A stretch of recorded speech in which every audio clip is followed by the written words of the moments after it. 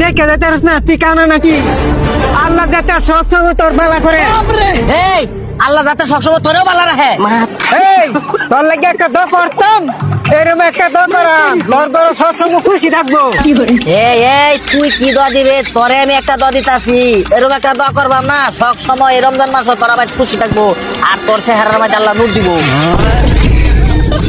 এই তোর যত গোষ্ঠী বুন্ডাত আছে দুনিয়া থেকে বিদায় লওয়া, তারা সবেরে যা আল্লাহ জান্নাত নসিব করে। এই গোষ্ঠী মনে রাখার চেষ্টা করলাম, নাহলে তো আমিও যাই আমি বুঝি। যা যা দিহি। এই আল্লাহ যাতে তোরা বাড়ি সবেরে যাতে হজ করে আনে গেছি, এখন কি করবে কর। তোর আর ভাই কয়জন? সাজ ভাই। আল্লাহ যাতে তোরা পাঁচ ভাইয়ের সবসময় ভালো রাখে। কোন কি করবে কর।